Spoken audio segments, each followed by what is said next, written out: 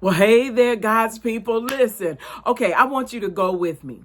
I want you to think back to a time when someone did something that seemed simple in the moment, yet it touched your heart in such a profound way that it shifted your mood, your day, your thinking, your perspective. And as soon as I began to say it, you can think right now of what that thing or many things may have been. Something simple, yet given in a way that it touched your heart in a lasting kind of way. Yes. Well, that's what we're going to talk about today. When we're talking about it shall speak, there are so many things that can speak to us, right? And so one of the things that I know speaks is your gift. Yes, your gift speaks to others. And some people may be saying, well, I don't really even know, what my gifts are that God has given me. Have I truly been given with a specific purpose or things to do? Well, listen, God has a master plan. And every person here in the earth, there's something placed on the inside of them. And I'm here to tell you, even if you do not yet know your specific gift, everyone has been given the gift of the ministry of reconciliation. Yes, that you can give back to another person that can be so transformative. That once you receive Christ as your Lord and Savior, you can turn around and give that gift. Don't minimize the ministry of reconciliation because God is in the midst of it.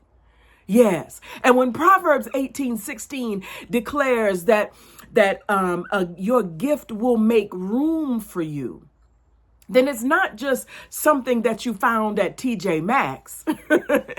It's something that can be simple or it can be large. It can be something that's birthed from out of you, but it also can be the ministry of reconciliation that you can speak into another's life in your unique way. Yes. And the other part of that verse says, and it will bring you before great men or important men. Now, here's the thing that's so important about that. I need you to hear this, that many times when we're thinking about who's great and important, that's based on our labels. We're looking at their celebrity, their status, their titles, their money, right? What they've done, all of those things. But that may not be what God declares important for you in your life. So you may need whatever this person has, and they may not have a label. But it's important to connect another puzzle piece on the inside of you. I need you to hear me today. There is a gift on the inside of you. And the gifts on each and every one of us are supposed to be shared in this synergetic way. So be careful who you deem important. So let me say this. My husband and I work with Masterpiece Academy. And as I've been toiling around with this verse for the last few weeks, God just won't, allow me to let it go, because one of the things that he said is, so we're serving these 3rd to 5th grade little boys, right? And he says, you don't know which one of them I have specific plans for to bless not only the world, but to bless your life. So as we serve them not according to the flesh, not according to their behavior. We serve them according to who God has created them to be, because we know that they're image bearers of Christ, whether they know it or not. Yes. And so they're 10 now, but 10 years from now, 15 years from now, they may become all that God has created them to be. And that one little boy out of many, God may use to bless my life. So why would I not serve him to the utmost? Why would I not, understand that who I'm serving now may be the one who's going to bless me later? And so we have to be mindful, careful even, of what you're deeming important. You're paying money to be in their presence for a couple of hours, but it may not impact your life. Whereas somebody who doesn't have a label, doesn't have money, right?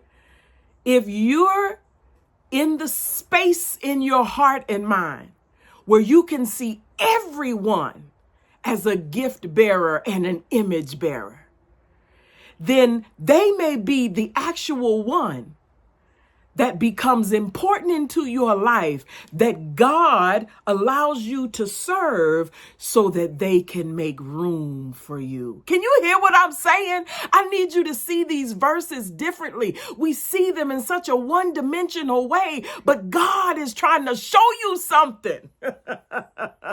Be careful who you entertain. Be careful who you downplay. And so in 1 Samuel 25, there's this story about this beautiful woman who's just doing her wifely duties day by day. Her name is Abigail, and she's married to a man named Nabal. And the scriptures say that Nabal is this cruel man, right? Ill-tempered, not thinking, and his name even means fool. Isn't that something? And so Nabal has this encounter with David and his men. David sends messengers. David has been protecting his area, and they have been able to live in peace because of what David and his men have been able to do. Now, David is now asking during this celebration time, he's asking Nabal for food and drink for his men. Nabal gets the message, and he's like, I'm not giving that man anything. He's not grateful at all for what David has done. And he doesn't want to give away what he wants to be able to use in his celebration. So he's selfish and cruel, right? And so the scriptures then tell us that David gets the message back that he has said, no, I'm not going to give you anything. David decides and says out loud, God, you kill me if I haven't killed everybody in his home before the end of the day. Oh, my goodness. Right? He didn't understand. Nabal didn't understand the consequences of his behavior. But one of the servants recognizes what's happening. She runs to Abigail and she tells her. And so the scriptures say that Abigail grabs wine and meat and food and bread and grain, and she gathers all of these things and tells her servants to go out before her. And she then runs out, and starting at verse 23, it says, when Abigail saw David, she quickly got off her donkey and bowed low before him. She fell at his feet and said, I accept all blame in this matter. My Lord, please listen to what I have to say.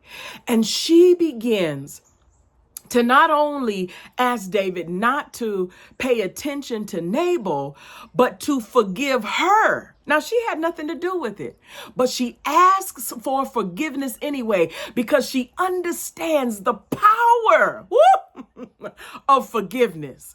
She uses the wisdom that God has given her, and she begins to speak into the life of David, into his future, and how God is going to bless him. So not only does she come with physical gifts, but the greatest gift was the gift of her words. What is she doing? She's offering reconciliation. Yes. So we get down to verse 32. I mean, she's been talking all this time, right? And David replies to her, praise the Lord, the God of Israel, who has sent you to me today. He begins to thank God for her good sense, right? He begins to bless her and thank her and all of these things. And he says to her, return in peace. He said, I've heard what you said, and I will not kill your husband and everybody up in there. Right? And so the story goes on. Because this woman, Abigail, right? No title, no money. That's her husband's money, right? But because that she has given this gift, the next morning, David has gone on and she tells Nabal all that happened, right? She didn't tell him at the time because she knew better, right? Wisdom. But she tells him all that's happened. Nabal has a stroke, and 10 days later, he dies. David hears that he has died and sends his messengers back to ask Abigail to become his wife. Now, you know.